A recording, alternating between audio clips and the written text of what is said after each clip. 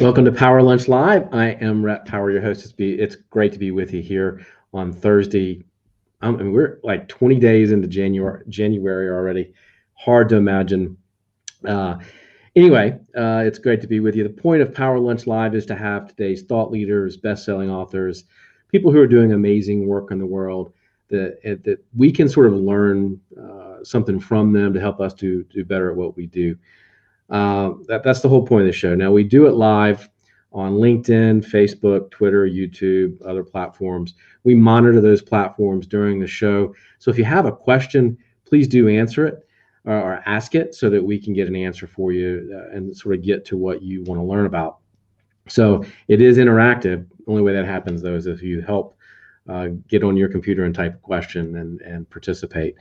Now, today is going to be a lot of fun. I've got Dennis Doran. He's a leading expert in the construction industry, but with over 30 years experience in the construction industry. But that's not really why we have him on today. We want to talk about his new book, his highly praised book, Soft as Steel, which focuses on the vital importance of developing and valuing soft skills, which, we're not talking a lot about today. And I mean, if you look at society and the way things are, soft skills are more important than ever. So I think that's going to be an interesting conversation and one that we could all learn a little something about how important those are. Dennis, welcome. Rhett, it's good, really good to be with you. Yeah. We were just talking right before we came on, and you're in my neck of the or my old neck of the woods where I grew up, and so down in Savannah, it's good to have you. How's the weather down there?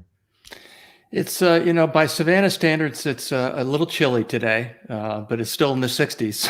So it's all relative. If from Charleston, below 70 degrees we're putting winter coats on down here. But yep, that's about right. Yeah, that's about right. So, how's this year been for you? I know, you're not focused on the construction industry anymore, but how has COVID been for you, and how has that, you think, changed? You talk with a lot of leaders, a lot of organizations, a lot of people. How do you sense that COVID has changed leadership and changed business forever? Yeah, that's. I'm glad you started with a simple little question, like what do you do for fun? But on a serious note, obviously, again, I'll just quickly wind the clock back to last March, and it's hard to say that alone is almost incredible. So last March, or let's say the end of February, I'm coming back from a trip to San Diego where I gave a talk, and I'm looking at my calendar ahead of me and seeing all these dates where I'm going to be in this place and that place, giving this talk, doing this, that, whatever, interacting with people, and in one 24-hour period, the slate went blank. As it did for people in all industries, all businesses, as far as the business part of their lives, which obviously for adults, we spend a significant part of our life in what we call our job or our work. Right. I prefer to use a term to describe how I engage with leaders and with the industry, principally construction, but others as well, as my calling. So I take it to a little bit higher level, in a sense, and I can talk more about that if you're interested. But suddenly that, here we are. And my first and biggest concern was, how am I going to maintain my diamond status on Delta? So yes, I use humor. I use it a lot. And when I was very, very young, it came across sharp and raw, and I was described as being sarcastic, a little overconfident. Now I'm excused because I'm old. But humor is important. The smile is such a fundamental part. You want me to talk about what I have a passion to talk about, which is soft skills. And one of the most important ways, the simplest, most important way for someone to convey an interest in another person is a smile on your face. And we'll talk more about some of those other things, which I call the nonverbal parts of communication when I teach about soft skills, because that's the way, your ability to communicate, your understanding about what it is and why it's so important. That's how you get to know people and how they get to know you. So, so I go flat on my back, and for, a few weeks I was, doing things.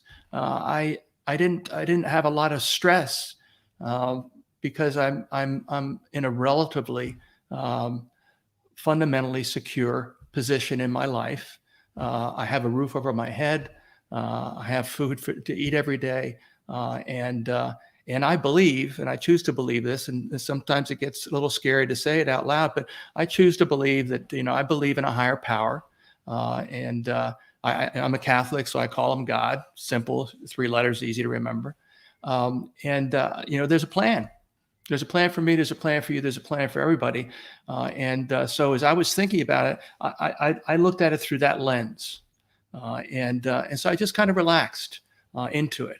I listened. I observed. I talked to a lot of people because, again, this continues to be, as I described it early on, that the pandemic triggered an economic crisis.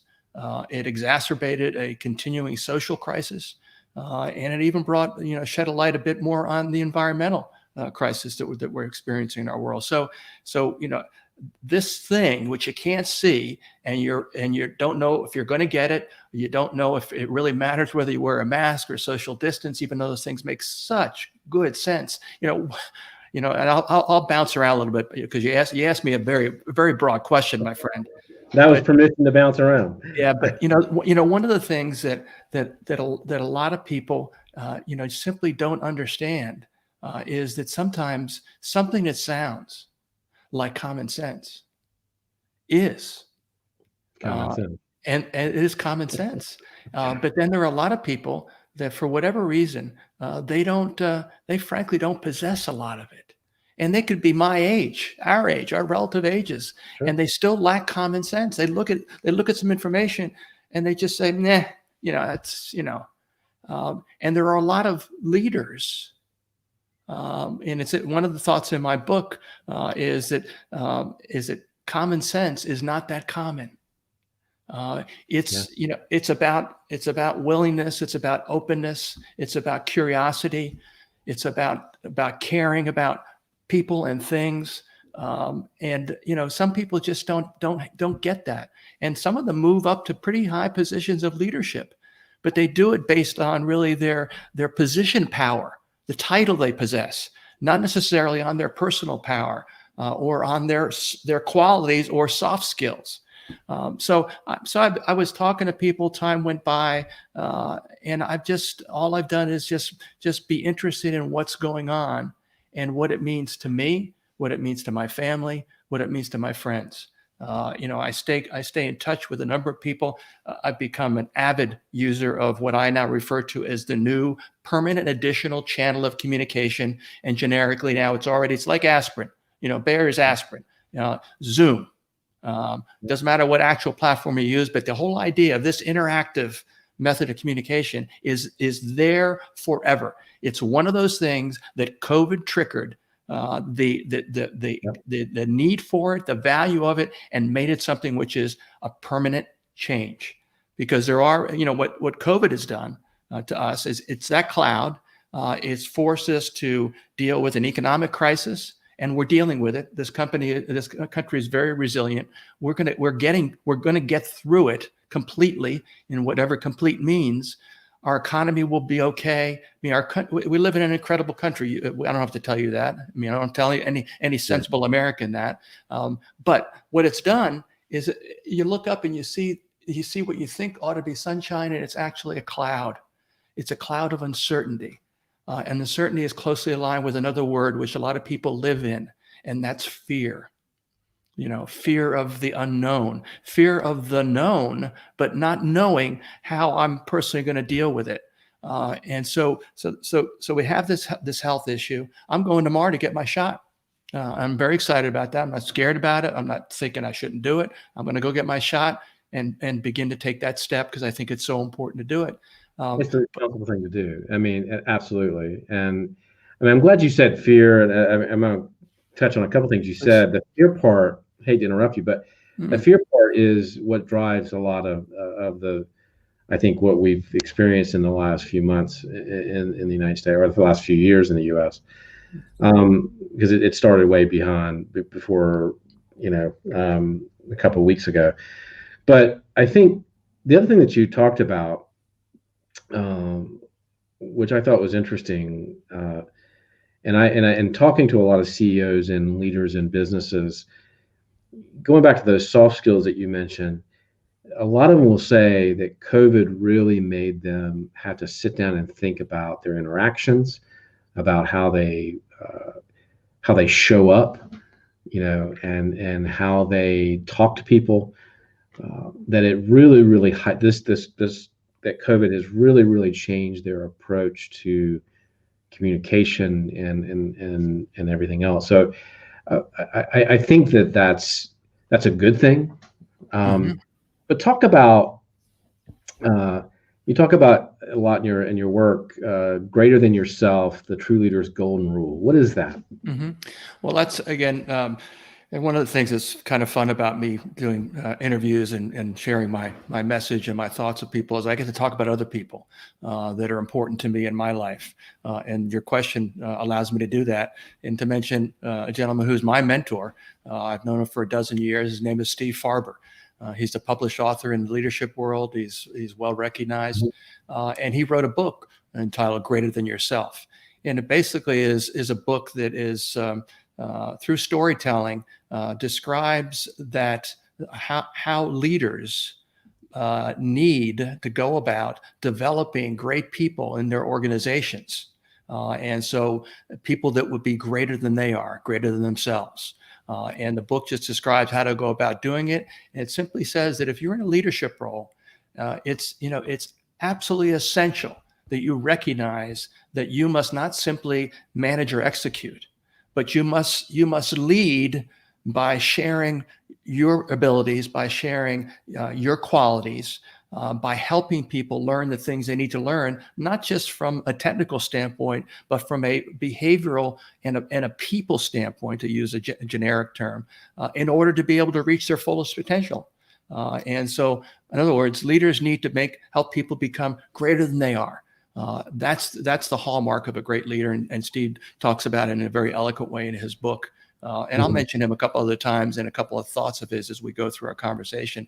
I could kind of roll back our conversation to the beginning when you asked your first question. The short answer to your question was that the pandemic is causing everyone, particularly leaders, to think about how they interact with people. And that's why the very first attempt at me just putting something out into the media, rather the social media sphere, was a short video I prepared. And I simply said that right now, the most important soft skill or quality that a leader needs to demonstrate is caring. That was it. That was it back in March. It's still true today, because again, back in March, there was some intelligent conversation suggesting that if certain things happen in a certain way, we'd already be on the backside of this. Now, obviously, that continued to change and change and change. That's that cloud of uncertainty. And who do you believe when someone says something? When someone says the vaccine isn't necessary, when someone says masks don't make a difference? What leaders need to do is to know as much as they can know, real stuff, not made up stuff. But then at the beginning and really through this entire continuing period, the greatest leaders are the ones that go about doing all the things they need to do. But at the end of the day, if someone said, what would you say about what's a quality that Rhett is really demonstrating, just in spades during the last few months? If someone says that he's more patient and he takes time to talk with people, very good, positive. But some might say, well, he just seems like he cares more than he did. He seems like he's not rushing as much as he used to be rushing. He's not simply directing. He's making sure that people understand, why we need to make this change because of the conditions we're trying to develop our opportunities in, how we serve our customers. Because at the end of the day, I talk about soft skills with passion, because every enterprise, whether it's a business, a nonprofit, a community-based organization, they all have generically what are referred to or called customers. They may be called clients, they may be called patients, all right? But we all have customers. Even if what we do for them is deliver a product to their door, that's still customers, and we are serving them. That's the key linchpin. Every business, every enterprise is a service business. We must serve the people that we call customers, patients, clients, etc. And if we recognize that, we recognize that that means that we have to interact with them in the most positive manner possible at every turn, so that they get to know us as their service provider, as the company they do business with, so that they want to continue to do business with us. Right. Yeah, no, you're absolutely right. So where does emotional intelligence play into? You talk about how it has everything to do with making a profit. Mm-hmm. Yeah, because here's the thing, and again, I'm an accountant by education. I don't know if that's if that came out of my background. You look at you're laughing. Yeah, I'm not your typical accountant. Let me put it to you that way. One of the things that I reflected on just recently was that one of the things that I learned about very early in my career was about this quality of caring, and I learned it in my first job as an accountant from another accountant who was a very caring person. So here's a person who was an expert on tax, auditing, and accounting. But the thing I got in reflecting back all those back into the late 70s, and I just had this light bulb moment just a couple of weeks ago, maybe 3 weeks ago, about this thought. The thing I learned from him that carried me was this notion of caring about people. But so when you talk about connecting soft skills, emotional intelligence, and that's all about soft skills. Again, this whole notion that we need to understand how our brain works. I've got a good friend. His name is Brent Darnell, who's done a tremendous amount of really good work on emotional intelligence in the construction industry. Incredible work. He's a great guy. We have fun conversations. But I talk in very simple terms and remind people that the way our brain is wired gives emotion the upper hand on rational thinking. The way our brain is wired. All right. So, anybody that's read anything about emotional, that's the essence of it right there. Everything comes into our brain right back here, and it passes to the part of our brain that controls emotions. So it's important. If a leader says, emotional intelligence, that's a bunch of crap. Well, then, God bless you. Continue on. You may even be succeeding, but you're not. You're probably not one of the happiest, successful people on the planet. But so, and the connection to profit is this. And again, I say it as an accountant, but it just makes so much sense to me. Bottom line. The bottom line is this: if in operating a business, as the executives, the leaders, the managers of the business, if your focus is on profitability, if your focus is on the dollars, on the bottom line, you are looking in the wrong place. All right. Yes, we have to look at efficiency in production or service. We have to look at cost of goods sold. We have to look at our budgets for marketing and this and that, and whatever. Of course, we have to do all that. That's management. That's the management processes of a business. But if all we do is focus on the dollars, we're not focused on the thing that puts the dollars on the top line of our business. That's called revenue or income. And that is on the customers that we serve.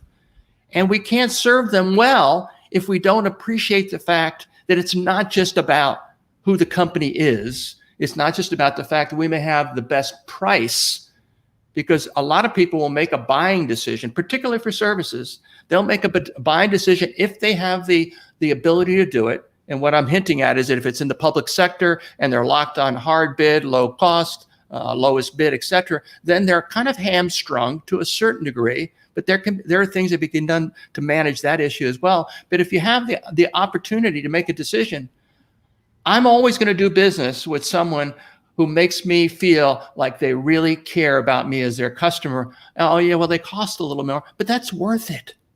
That's absolutely worth it. And again, you're already you're probably detecting. I'm not. There's no proprietary nature to any thought that's coming out of my mouth. I've just been interested. I've been reading. I've been learning. I've been experiencing for a long time. And a thought like that's again one example of common sense. But some people miss that. Well, we got to cut costs. We got to raise our prices. But don't worry about the customer. We've got customers. So, I think that goes there's an internal element to that too, right? Because not only emotional intelligence with your customer and that common sense with your customer, that goes to your employees and your teams too, right? Absolutely. Every person in your life. That's why this whole notion of something that just isn't talked about enough, which is this thing that I call soft skills.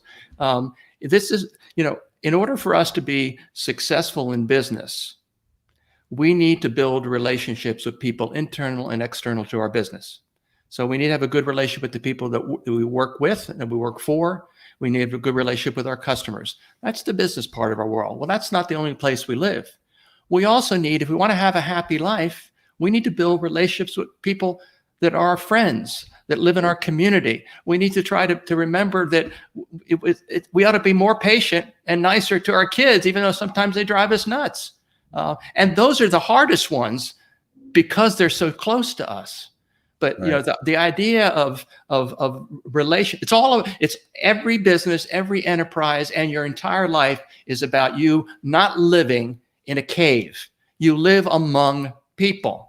And if you're an introvert, that means you don't reach out as much, and so you may stay home a little bit more. But the bottom line is, nobody, as a practical matter, nobody lives in a black hole. We live among others, and we can live among others in one of two fundamental ways, with an attempt to be in general harmony, not agreement on everything. And I don't want to get into politics, so that'll make people stop listening to this conversation. But the point is, words and ideas like patience and tolerance and being accepting. And one of the areas I mentioned early on, again, pandemic, medical crisis, social crisis, George Floyd, others, Black Lives Matter. Some people just kind of just shake when you hear that, because they think there's some toward evil intent somewhere. It's got to be somewhere in that. But why do we go there? What we ought to go is to recognize that we are an increasingly diverse world, an increasingly diverse America. Look at the percentages, look at the changes in population, look at the changing distribution of generations. And what I'm moving towards is to mention one of those other words that people think they understand, may actually understand, but don't fully embrace, and that's diversity. And one of the questions I put to every audience, I'm giving a 4-hour workshop next Monday to a large audience with a big association. And one of the questions I'll put to them on screen is this. There's one thing, I'll start it with this premise. There's one thing that you, Bob, you, Joe, you, John, you, Mary, you, Rhett, have in common with every other person on this screen and with me. One thing. What's that one thing? And I'll look around the screens, and if I'm doing it live, which I would have been doing in February of last year, I would be walking out in the audience, and I would walk up to Rhett and I say, Rhett, what do you think? And Rhett probably would have said, well, we're all human beings. And I said, well, nice try, Rhett. That was an easy answer. And I'll have some fun in an attempt at humor. But here's the point. The one thing that you and I have in common with each other and with every other human being we meet in our lives is that we're different from one another. If we were all the same, then I don't know, you'd be wearing this blue shirt instead of the one you're wearing. I would have a beard.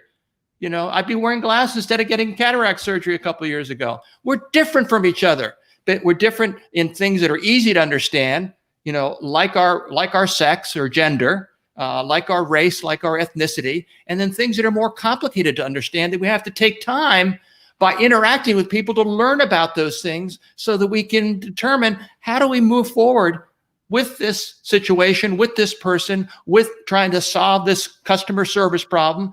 We need to ask some questions and learn some more things about people. But just in general life, there are a handful of people in my life that I know a tremendous amount about, but there are probably more people that know a tremendous amount about me for a variety of reasons. But the only way you can do that is to recognize them. You and I are different.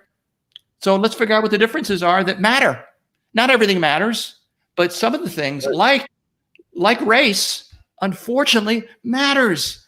And, and again, if I want to point back and point my fingers right here at this guy who's, in the baby boomer age and kind of the upper scale of that, again, some people would say, well, you're an old white guy. Now, somebody listening is going to be upset that I just said that. I apologize to that one person or 10 persons, but that's the blunt reality. That's, to that guy, the fact that you don't look like me is a problem. I don't know anything about you, but you don't look like me. I'm sorry, I'm getting a little wound up here. But this is emotion is part of this, Rhett. We've got to care about people because we can deal with it at the international political and social systems level. We can deal at the U.S. political level. We can look at what happened yesterday, what happened 2 weeks ago. We look at all those things, and you and I specifically, and many of the people that might be listening to our conversation, really can't change those things by themselves. But look, you can't legislate. You can't legislate this stuff. No, the change has to come here. Yes. The conversations have to start here, right? Mm-hmm. The curiosity to know about you has to come here. Yeah.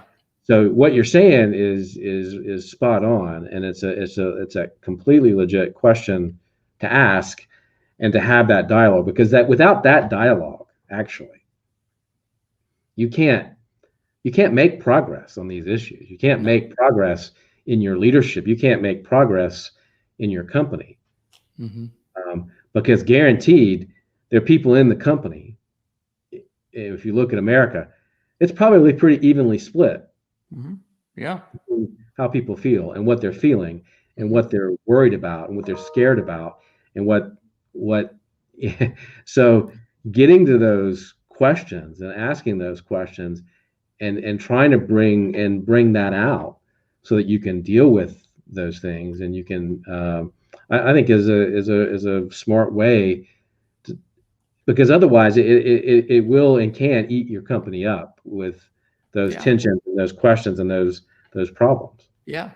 Again, just having an appreciation for this notion of your qualities, because that's what soft skills are. They're not really skills.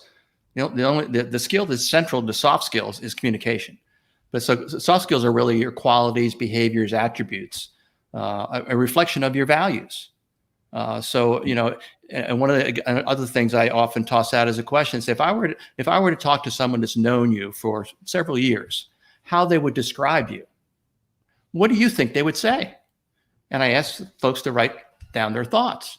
And then I said, so Rhett, what'd you come up with? And a lot of people, one of the first one or two things that they would report back is something that had to do with their hard or technical skills. Genius marketer, great communicator, all right, which is also a soft skill expression.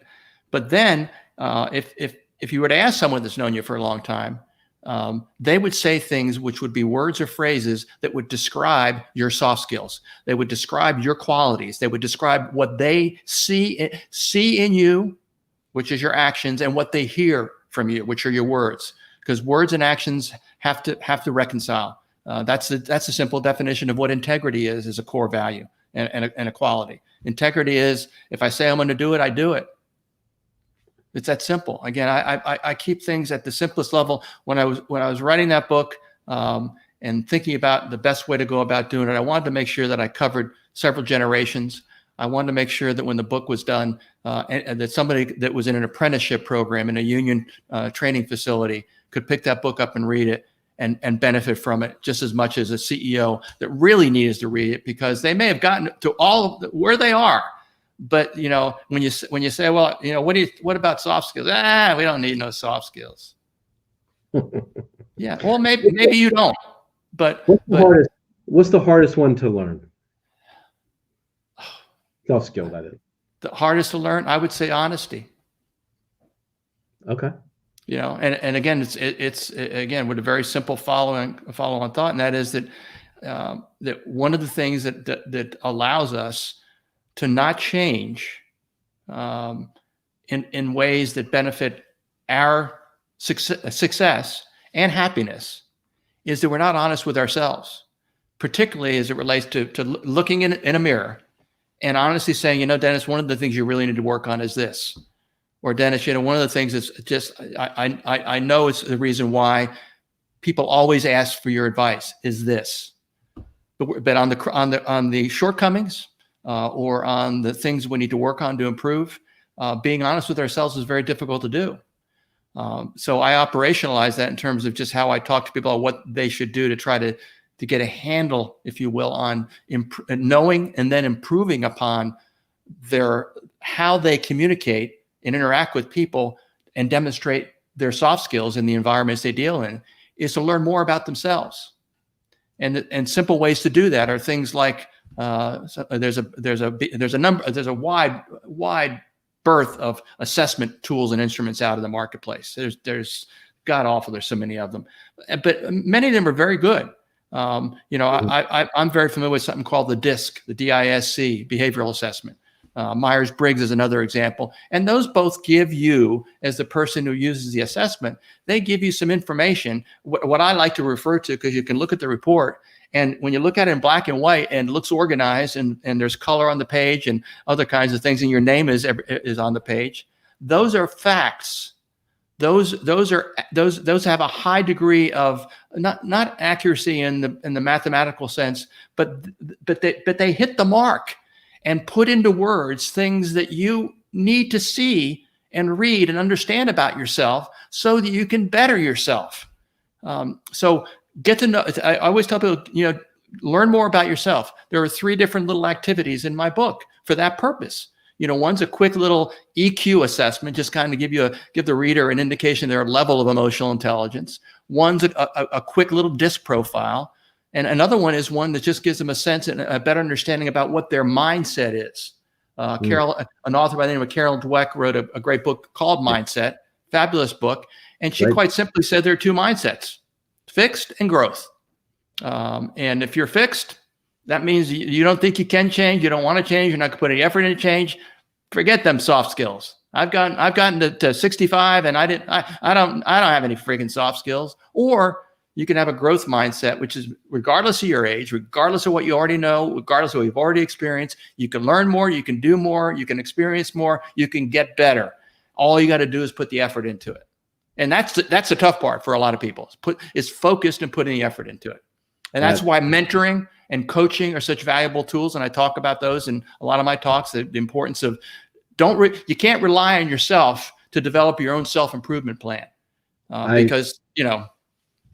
I agree. I wouldn't have a business if it wasn't for people that struggle with that daily. Mm-hmm. Talk about extreme leadership. What do you mean by that? This is where I get to mention my mentor. Extreme leadership is the term that he coined, and whenever he talks about it, he said, "Well, it's not really that it's extreme. It's really what leaders ought to be."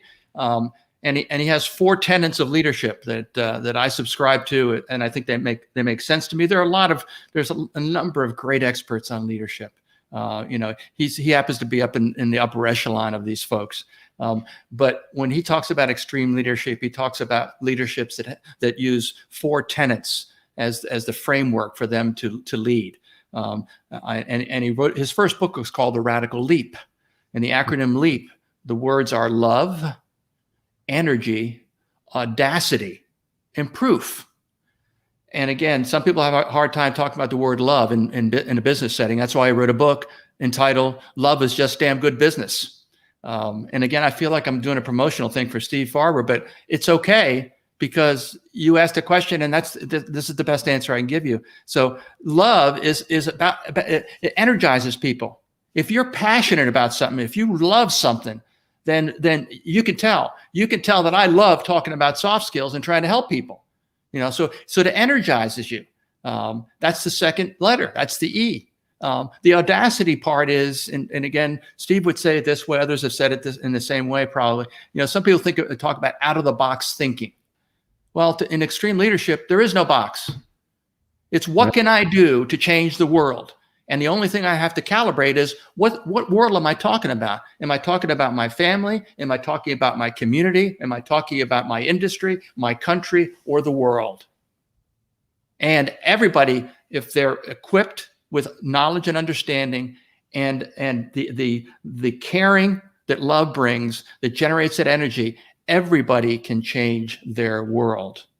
And if we did some of that at the very basic levels of humanity, some of the things that are happening would not be happening. But I'm asking, that's pie in the sky. Because again, the humankind, we got to go back to many generations ago, and what we were, how we developed, and all that kind of stuff. And I'm not smart enough to understand all that stuff. But the last part, the P, just to close out on this, because there is a connection. P is proof. You can love what you're doing. You can be energized as hell. You can be willing to take risks. But if you're a business and you ain't making a profit, your love is going to waste. Yep. So that's where he brings it back to the practical. And that's what he talks about when he and I, and I give a workshop based on his body of work. And that's what an extreme leader is. It's just someone who recognizes this is what it's all about. Those are just 4 tenets. There are others out there, but the point is, you need to have a framework in order to understand how you as a leader can have the greatest impact on the people that you lead in the most positive and mutually beneficial way. If you just think you're a great leader and people say, well, he can talk. Man, some of his talks are, when he gets up on that stage, he can sell ice to Eskimos. But when you meet with him one-on-one, he doesn't even look at you. And that's one of those other little things in terms of how people get to know you. It is one of those challenges around using this medium that's driving me nuts. I should be doing this so that it looks like I'm looking right in your eyes, but I don't worry about that part, nor should we. But the point is, the eyes are, what's one phrase? Windows to the soul. But at the end of the day, the simplest thought is if you're making eye contact, you're telling the other person without using words that you're paying attention.